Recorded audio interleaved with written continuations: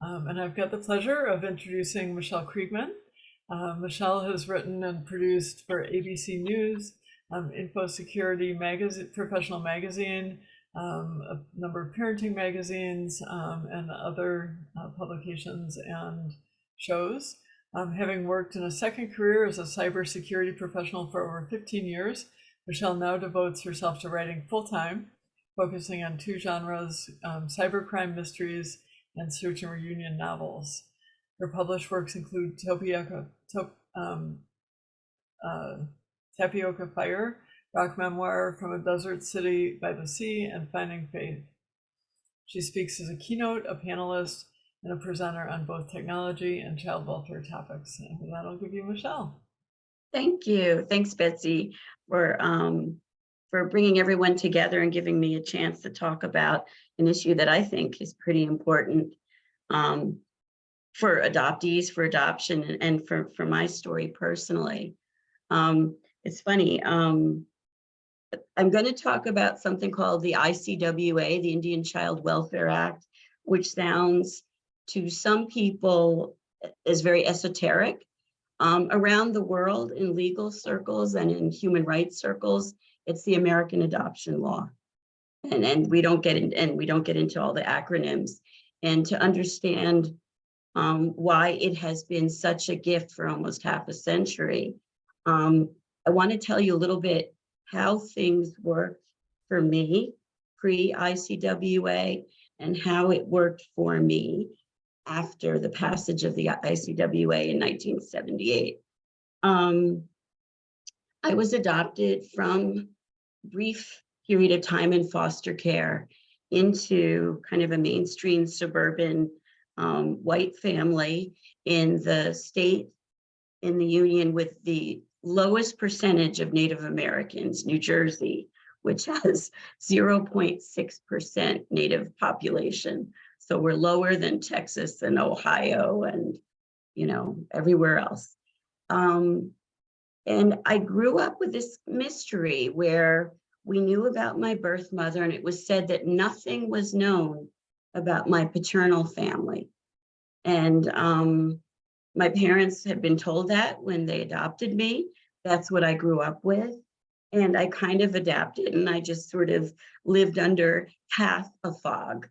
Not knowing what it was. And but fast forward to I guess when I was in my late 20s, I was a mother and I wanted to have something to hand down to my kids. And I decided to go to the adoption agency in New York City and just get my non-identifying information. My parents were active in fundraising with this private agency, and they knew that you could do that. And when I went, I got a number of surprises. One was that my birth mother had been trying to contact me, and those letters and that information had not been forwarded on. And the other was that my paternal background was Indian, what they called Indian. And I understand that's a sensitive topic. I've even been called racist for using the word Indian to describe myself, which is complicated, convoluted thinking. So in my book, whether it's an Indian, American Indian, Native American, Indigenous, I mean people who have Native American heritage and who may or may not be enrolled in a tribe, and that matters for part of the conversation that comes. And what I found out that afternoon when I sat in the adoption agency office was that unlike other people who lived in New Jersey or New York where we were sitting, because it was in my records that I had Indian heritage, with the passage in 1978 of this law I had never heard of before, the social worker told me that I could petition the court to have my records, to find out who my birth father was, et cetera, et cetera. And that was something that I thought I wasn't allowed to do. And it was wonderful that I sort of had what to me didn't feel like an identity. It felt like a loophole to get to do that. And at that point, my birth mother, who had been kind of dragging things out, when I said that I was when I said I might go to court to petition the court to have my records opened, my birth mother then suddenly remembered my birth father's name and gave it to me. So I never actually had to do that. And when it came to looking for him, and I'm sorry, I have a very scratchy voice tonight. So thank you for listening despite that. People who are activists here in New Jersey suggested I get in touch with the man who drafted the Indian Child Welfare Act. He was a then young civil rights attorney named Bert Hirsch. And he put me in touch with people at the St. Regis Reservation in Western New York State on the hunch that if I was here, that probably I had some Iroquois Six Nation background, and they tried to take my birth father's last name and piece together who I might be related to. It was interesting that I went from knowing nothing and adapting to that to suddenly adapting to the fact that I had names, paternal family, a birth father who I met. And then when I met him, finding out that he had in fact, before ICWA, had wanted to keep me and raise me. And that gets to kind of one of the, what I call the big five of the Indian Child Welfare Act. With the Indian Child Welfare Act, I should not have been available for adoption. With my father wanting to raise me, and with he and his soon-to-be wife able to raise me, I should have stayed with my parent. And one of the first things that comes from what the rest of the world calls the American adoption law that we know as the Indian Child Welfare Act is the principle that a child is best off staying in their family of origin, meaning with a parent. The second principle is failing that they stay with extended family. A third principle is that failing that we try and keep a child in their culture.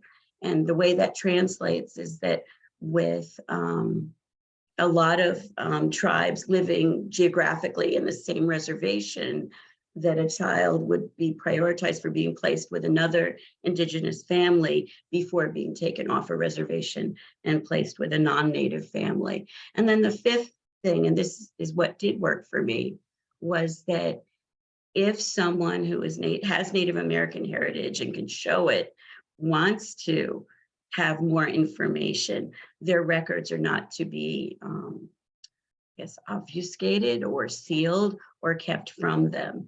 And according to Bert Hirsch, this would have been grounds for me to petition the court to have my records unsealed successfully. And those five principles are ones that over the years have been used in arguments to unseal records for individuals in family court in New Jersey. Bert Hirsch brought 17 people to Superior Court in New Jersey to make the same argument for other ethnicities, non-native ethnicities.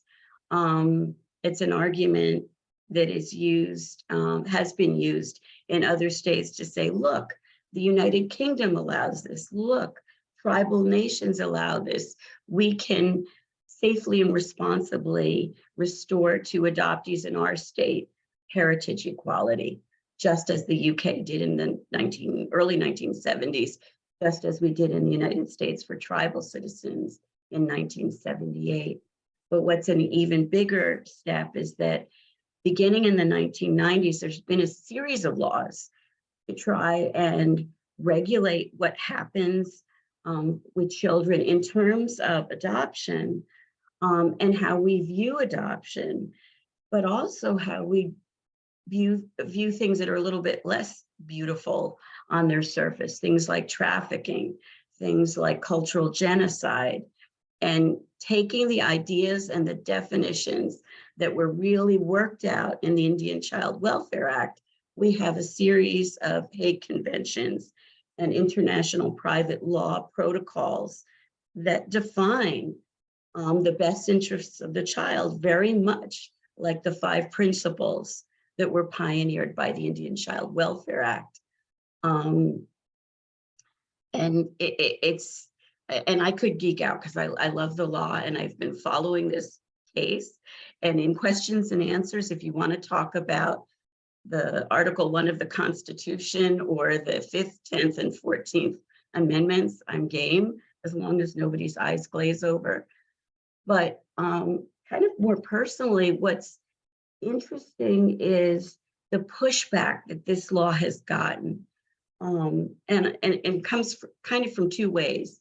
It comes from adoptees and individuals, and I'll get to that. And the second is it comes from nation states when we're talking about its principles in the Hague Conventions. And it comes on these two fronts, really because tribal nations exist on these two fronts. You can have Native heritage and be enrolled and be a tribal citizen or not, and be impacted by the ICWA. And in that sense, the ICWA and tribal nations in general work somewhere between a state or a municipality or a nation state that can have treaties, as tribal nations have treaties with the United States. And the pushback probably reflects some of that. So for example, when I've been speaking a lot this year, because back, I guess, Monday morning, 7 a.m., February 28th, I get an email from Bert Hirsch, my old buddy, that tried to help me find my birth father, the guy that drafted the ICWA, and he writes, game on. The Supreme Court has agreed to hear a court case, Hagen v. Bracken. That's for Deb Hagen, the Secretary of the Interior, the first Native American person to head up what was the Bureau of Indian Affairs. And he understood that the 5 principles of the ICWA were now in play before the Supreme Court. And since that time, I've been talking, and it's been interesting, some of the responses I've gotten from Native Americans, or not Native Americans, from non-Native Americans. I mean, part of my generation, adopted or not, was about assimilation. I have literally heard people say, well, what's so bad about the residential homes and not being able to learn, their native language? I mean, my grandparents didn't get to speak German at school, or my aunt and uncle didn't get to speak Italian at school. And I guess my snarky quick answer is, yeah, but the public schools that your grandparents or aunts or uncles or parents went to didn't have cemeteries or unmarked graves. Me, and I felt that instant connection. I think someone needs to be on mute. Yeah, that can come off sometimes without someone intending it. But so with the residential schools, it's not just the loss of language, which many, many, many American families experienced. It's the additional abuse as well.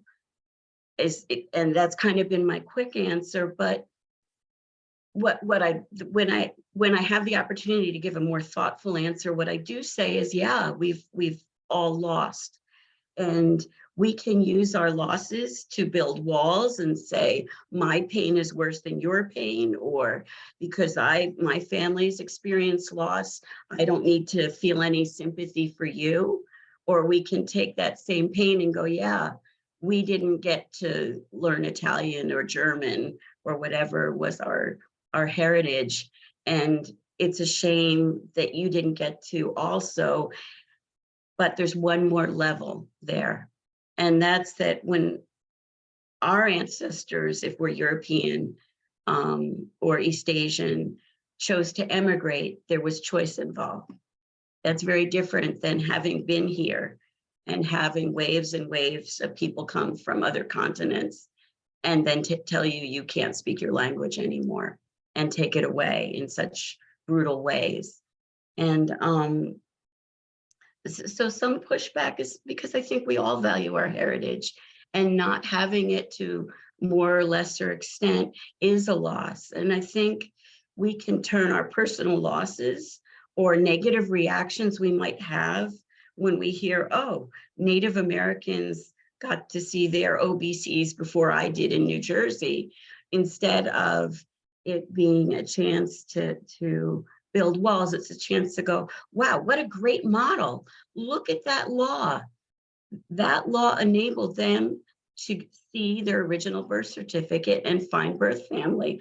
I want a law like that in this state, or I want a law like that in this country, or I want a law like that around the world in a Hague Convention, and let's lobby to get over 100 countries to sign up for it.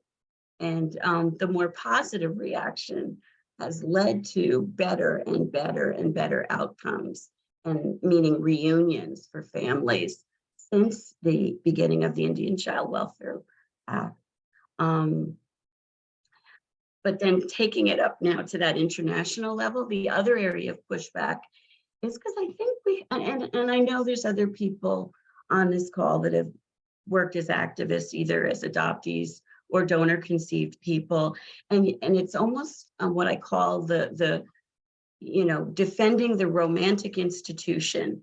So, and what I mean by that is donor conception and adoption is supposed to be this wonderful, flowery, rainbowy institution where families are made and it's all win-win.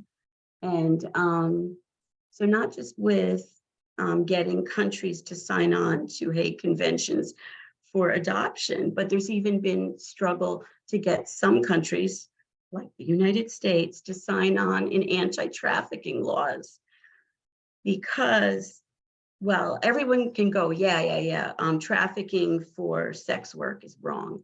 Trafficking for enslavement is wrong. But with some countries, depending on the cultural background, when you say trafficking for adoption, that challenges our view of adoption.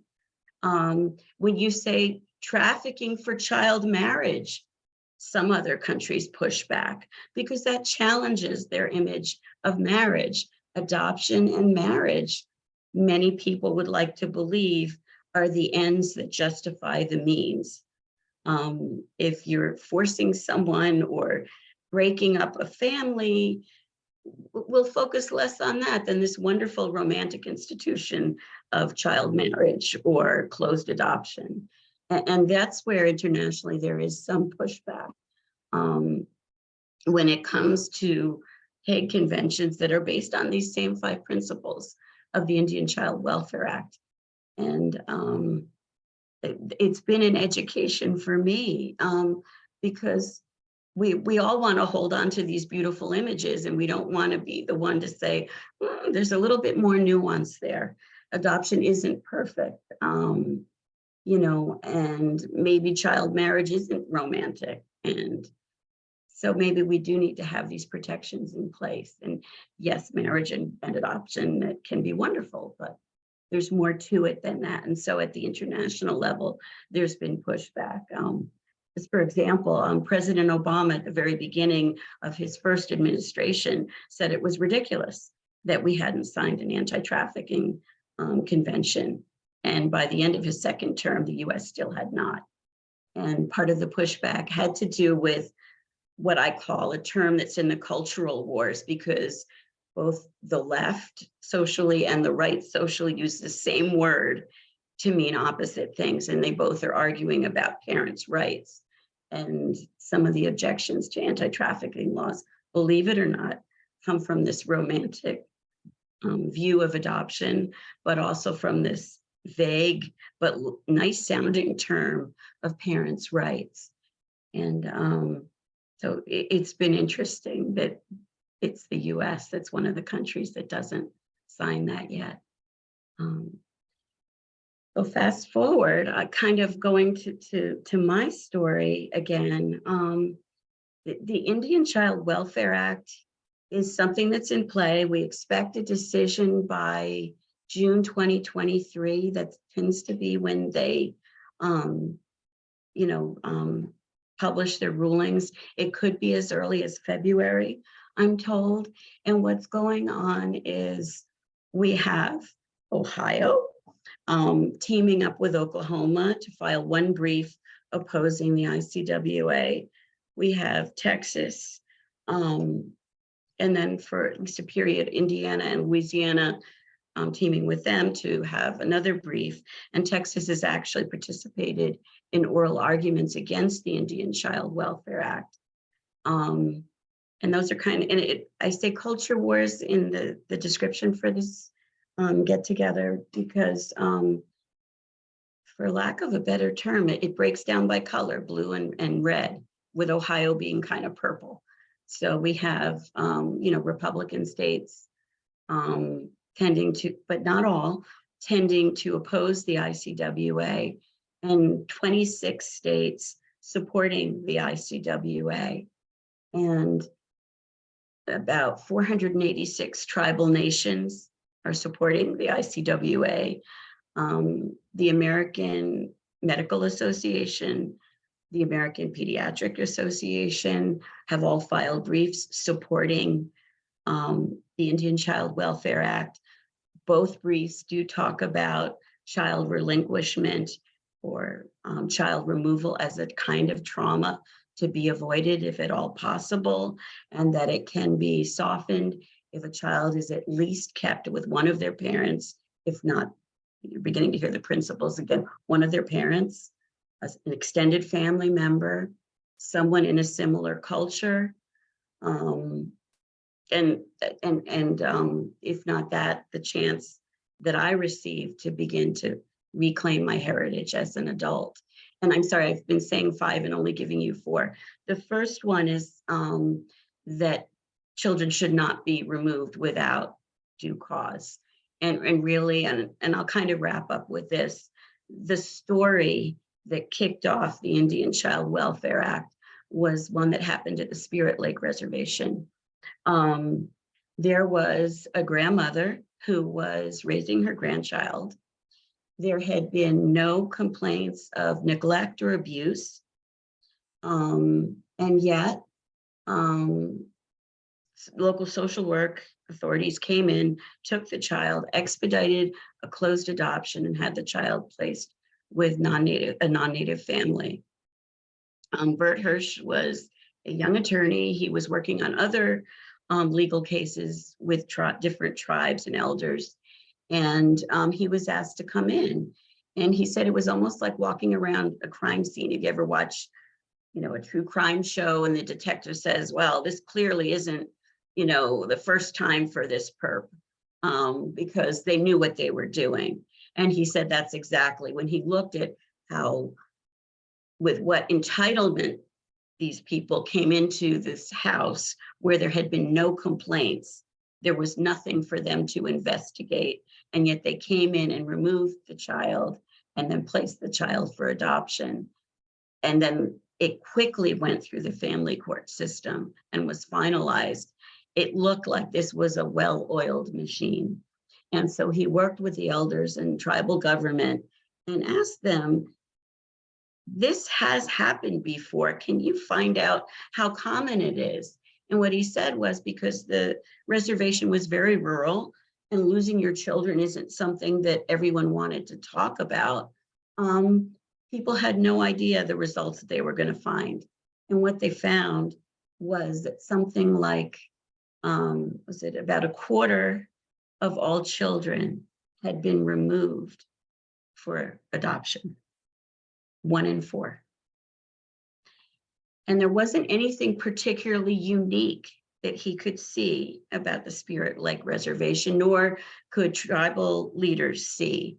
And so over the next 1.5 years, they proceeded to coordinate with over 400 other tribal governments to do a survey and try and find out if this was happening at other reservations. And the numbers held pretty much the same, somewhere between 1/4 to 1/3 of all children of that generation, my generation, were being removed, often without cause and without following these 5 principles. And what he likes to say is that this was not something where we were trying to pass a law and looking for examples. Each step of the way, we were surprised with really how bad things were in terms of the numbers for adoption and removal. And it was 11, he said it was a law that was 11 years in the making. It was passed by a bipartisan vote, Democrats and Republicans in 1978, over 44 years ago, and has not been challenged until recently. I'm going to say, I'm hoping I'm getting the name right. Bradson Dunn is the law firm that is leading the charge, attacking it. And they're basically known as a big oil law firm. And the thought is, as they have with other cases, if they can use this to weaken tribal sovereignty, it clears the way for their important clients, because they are taking this case for free. And they do not have a family law practice. So what is a big oil company doing in a family law case? And the answer, I believe, is that they really are trying to weaken tribal sovereignty. If you weaken sovereignty around children, it makes it easier to weaken it around land and mineral rights, drilling rights for oil. And we've already had several other legal run-ins in the Supreme Court and in lower courts about the power of big oil to basically trample on lands that are not theirs, to make money from drilling in the land that is not theirs. And this is just seen as kind of using children as pawns to help weaken tribal sovereignty for the businesses that would prefer to not have tribes slow down their business progress. And that is my belief. And then there are other people that sincerely feel that they're doing a good thing.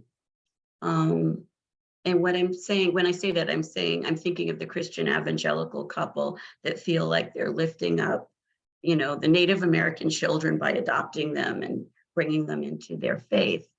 And it's interesting. At different points, they've said that this law is racist because it discriminates against prospective white adoptive parents. The Brackeens, the first petitioners in this case, had to spend only 4 months adopting this child. And it went through full procedures. The child was half Cherokee and half Navajo. And my background, by the way, is Cherokee and Mohawk. And both the Cherokee sent them a letter saying, we've not found alternate families. You have our permission to go ahead with the adoption. The Navajo Nation found a couple, that adoption fell through, and then they too said, you have our permission to adopt this child. And in 4 months, the Brackeens had successfully adopted this child. And yet they went forward with the case, claiming that they had been discriminated against. Bradson Dunn isn't stupid. That doesn't look good or particularly believable. And what they did was they brought in 2 other families. The second family also successful, a white family successfully adopted an Indian child. The third family is battling the child's grandmother for custody. And that's really who the petitioners are on the one side, versus 26 states, the American Medical Association, the American Pediatric Association, and many, many other organizations who want to continue to defend this law that has been a model for UN conventions and a model for those of us who've been trying for heritage equality for people of other ethnicities in each state and province in North America. And that's kind of what I want to share with you now. I'd love to hear what your questions or comments are. And thank you.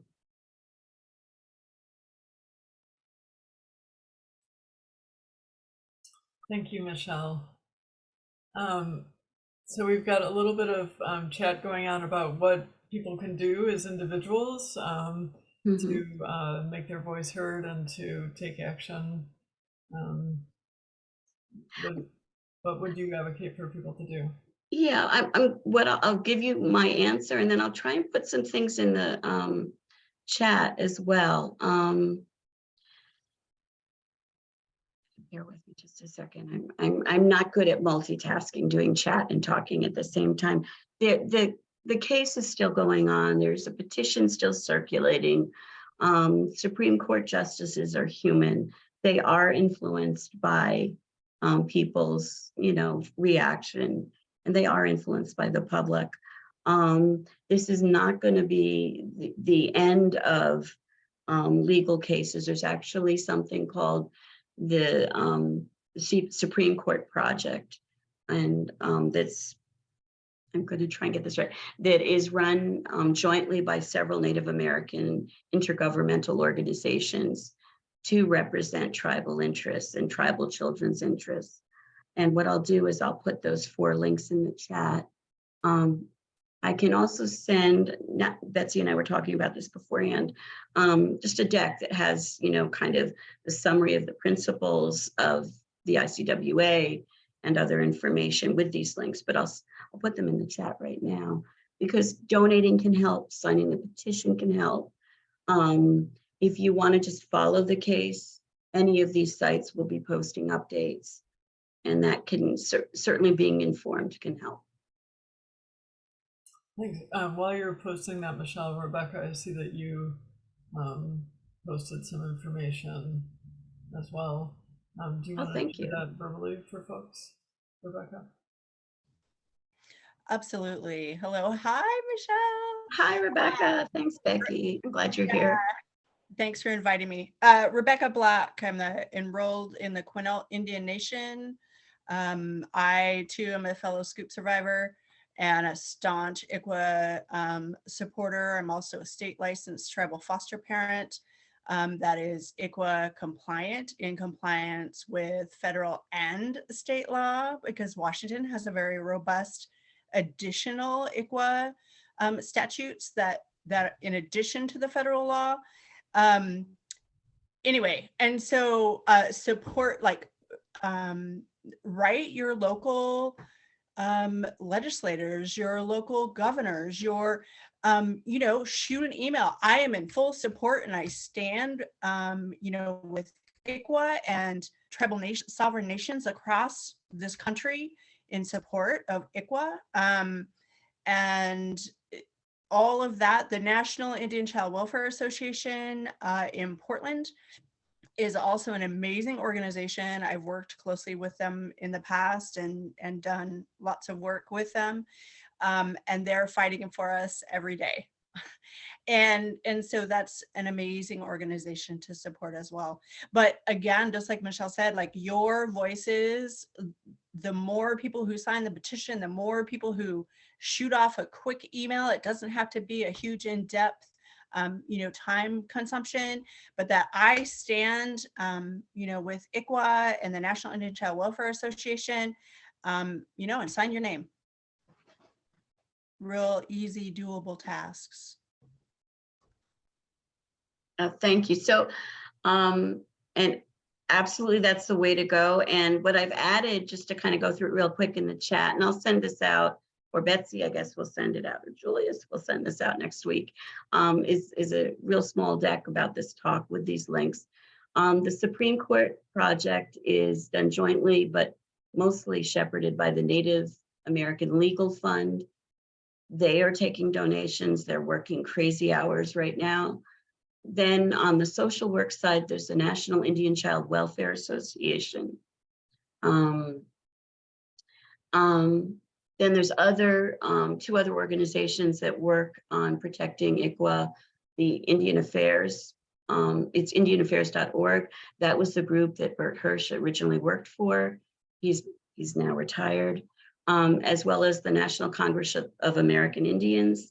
And then a quick petition, which is part of a social media campaign that's just a hashtag protect ICWA. So you can either go on this link directly or find your way on social media through the hashtag protect ICWA to find this last one for the petition.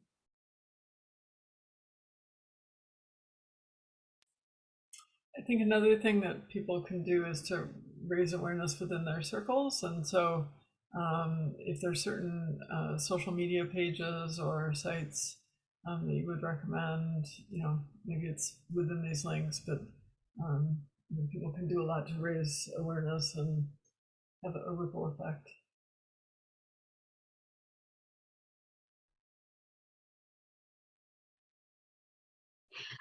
Thanks. Yeah, and Becky just put up the hashtags. You can go right there if you want to highlight and paste.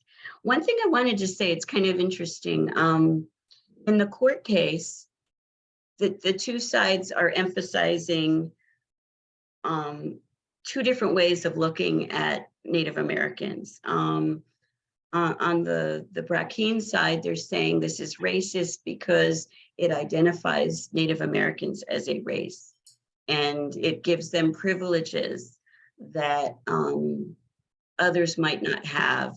And at some less than noble level, that could really touch some people who are adopted, who are not Native Americans, saying, yeah, my state doesn't yet give me these rights. But the issue that I think is important for adoptees is that whatever our ethnicity, again, a rising tide floats all boats. If this law stands, we have a model that says adult adoptees have a right for search and reunion, along with the 4 other principles. But if this law gets knocked down, it makes it harder to make that case in the states that do not yet have heritage equality. The other piece of it is, I mean,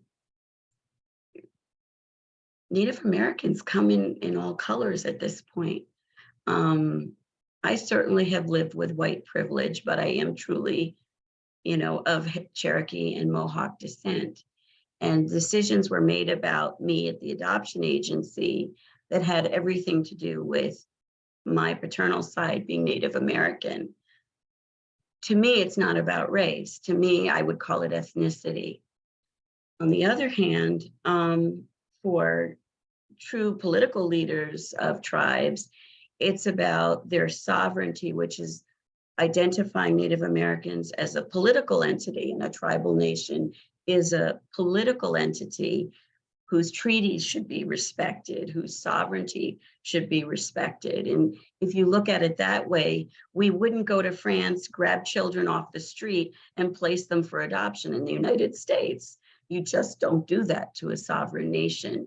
And just as you shouldn't do it to the French, you shouldn't do it to the Cherokee. It's kind of a silly example, but there's 3 ways to look at what it means to be Native American. One is politically, as an enrolled or an entity with citizens, and with rights to negotiate. And you could take the view that just, look at me, that's a race. You can't say it's a race, because it really isn't how we can easily be identified, or an ethnicity.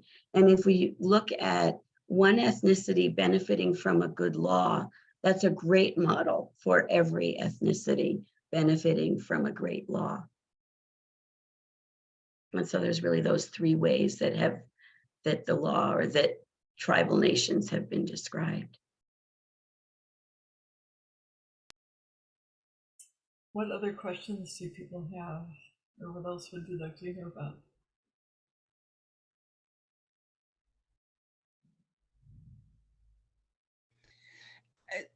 Michele, do you mind if I add something real quick? I'd love it. So again, I too am a fellow scoop survivor, but I'm a 2nd generation scoop survivor because my mother was taken when she was 4 from our Quileute Nation off our reservation. And so then I was taken immediately from her by the nuns, where her white adoptive family sent her away when she got pregnant with me because they were embarrassed. Oh my God, this Indian girl's pregnant. We need to send her away somewhere. And during my era, those nuns that ran those homes took all those kids. And so when I reunited with my mother, I had been told this, fairy tale, right, by my adoptive family, that, oh, your mom just wanted the best for you, and she just wanted to give you up to us. And and as many folks who reunite find out that is total horseshit. And while my mother went into labor, the nuns brought her papers. She's in labor. She's 17 years old. She's terrified. as to what's happening to her. They held these papers and said, here, you need to sign these. She signed them. She gave birth to me, and they removed me from the room. And as the anesthesia wore off, she said, where's my daughter? And the nun said, you signed voluntary adoption papers. You will never see your child. And that was the end of it. That was that. She had no recourse. And so the piece that I want to stress that many people don't know or understand, that when the Indian adoption projects were funded by the Bureau of Indian Affairs, they were financially funded by the federal government. The Indian adoption projects, legislation was passed also at the behest of the Bureau of Indian Affairs, who people think, well, aren't they your friends? Aren't they supposed to like help you guys? Like, yeah, it doesn't work that way. It may begin to work that way now with Deb Haaland, but it has not worked that way in the past. They drafted and passed legislation that states during the Indian adoption projects, that still is on the books today, that if an Indigenous child is adopted into white adoption, they are automatically disinherited from their land. Let that sink in for a minute when you think about, why are big oil lawyers standing behind trying to dismantle ICWA and to keep tribal kids with sovereign nations and with tribal families? Well, let me think about it. So I, as an adoptee into white adoption, my little cousins, I've reunited like 7 different members of our family who were taken from our community. 7, just in my family, who my little cousins were taken, 3 of them, and not officially adopted. They were just taken. And these white people raised them, but they never officially adopted them. They are considered heirs and get stipends for timber, for minerals, for 180 acres that is in our family. At the same time, we were all taken from the same family. They're my first cousins. Our mothers were sisters when their mothers were taken. So I was officially adopted, and my records were sealed. My birth certificate was changed, all of that, right? I have absolutely no claim, no rights, no access to that 180 acres. That is my mom, my grandma's, and my great-grandparents on our reservation. But that caveat isn't made public, right? And isn't known by I was working with someone in New York around land stuff in the Amazon. And he was asking me questions about that. And I said, why do you think they're doing it pro bono?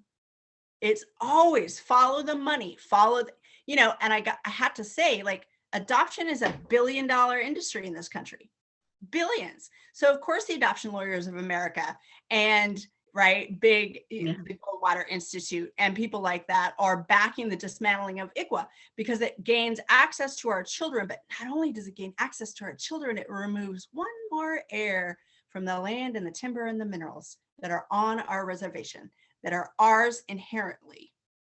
That's a big deal, y'all. And with white adoption, like, that doesn't happen. It doesn't, but it happens to us automatically. And that's huge. That's huge.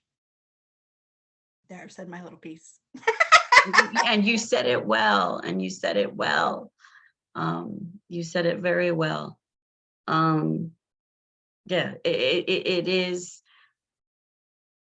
It's complicated because it's all the loss of sealed records, but then there's the other layer of taking more away from the different nations that have already had so much taken from them. Yeah, it's been a debate in my family and about how much do we claim as Native American. My half brother, who is no more or less Native American than I am, but he was not placed in a closed adoption, put Cherokee on his successful application to Princeton. And my father got a scholarship for his PhD at Columbia, also by putting Cherokee. Once I knew my background, I was already through college, so that wasn't an issue. My kids and each of my kids, as they applied to college, we had that conversation, and they decided not to put Native American, not because they were ashamed, but because they felt they had nothing to add to a college community in terms of diversity. I've never used it for employment, but I don't fault someone who's adopted out who does. You know, there's different ways of looking at it. You know, do I say, you know, count me as Cherokee because I lost this by being Cherokee? I went through a good part of my life not having half my heritage, and, you know, so please, so I should, you know, have that count towards your considerations when you hire me? Or do I say I can't bring Cherokee culture to any setting I go to? I mean, in that sense, things like the Indian adoption projects, which we didn't really talk about that much, but they were, as Becky said, federally funded to encourage basically acculturation of 2 generations of Native American children, and by placing them in white families. You know, I mean, I'm a success story. I don't know much anything Cherokee. And I don't fault anyone either way. If someone decides to claim that, you know, their heritage or not, you know, I can see the argument both ways, but it's a shame that so much has been lost. And, you know, I do play the kind of woulda, should, not, I'm using the wrong words. I do imagine if there had been knowledge for me growing up, oh, your heritage, it includes Cherokee and Mohawk. My parents were pretty cool. I can imagine them taking me to the St. Regis Reservation as a child to visit. I can imagine me deciding to study some of the language. I love language. And just as parents with kids from China or Korea may take trips to those countries with their kids or send them to heritage camps. And none of those options were open to me or to my parents because that information was withheld from all of us. And that shouldn't happen. The reason this law is a model is because it's encouraged cultural matching, and because it's stopped a lot of those practices. And I don't for a second doubt that if it's overturned, that some of the bad practices will increase. And what that could mean is that we may have to have another layer of activism at the state level. And so, for example, in the deck that we'll send out next week, I have a list of Ohio administrative codes and regulations that exist and were passed by the Ohio State legislature that basically mirror the ICWA. And it makes it so that you can work more smoothly with the ICWA, but there's a potential that if in 2023, this Supreme Court overturns the ICWA, that Ohio, like other states, already has the administrative codes in place to try to continue prioritizing the 5 principles of the ICWA. You know, the worst case scenario is many states, I don't know the laws of all states, but many states I know do have those laws that mirror the ICWA. And so we have the groundwork in terms of language to try and preserve it. But again, it would have to be state by state, just as fighting for heritage access through access to OBCs has had to be state by state. Thank you. We've got time for 1 or maybe 2 more questions, if anybody's got any lingering questions. Michele, we did have a question from somebody that was very specific to her situation, so maybe if you can stay after for just a second, maybe we can. Sure. Sure. that conversation.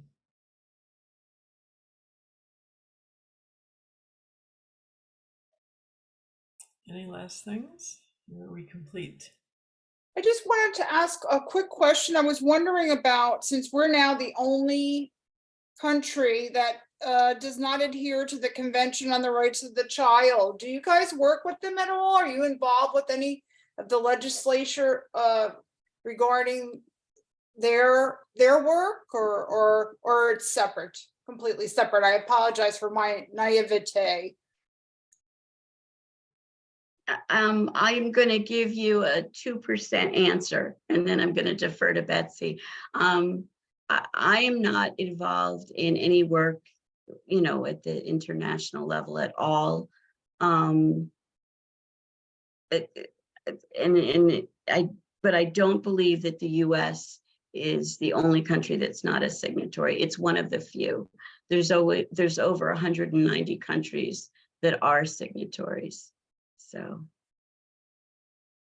but yeah, so I might be splitting hairs because, they're I guess almost the entire world has signed on. Yeah, So it's right about terrible. that. It just seems like the advocacy is needed, and it's so hard to know, like, how to do it, where to go, how to navigate all this disenfranchisement.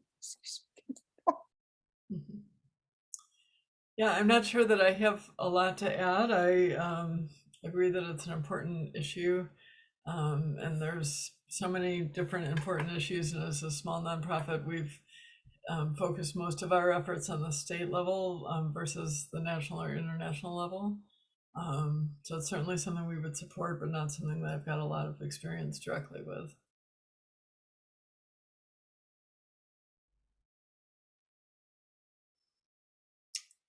Okay, well, I'm going to go ahead and wrap things up. As we close out this evening, I do have a link that I'm putting in.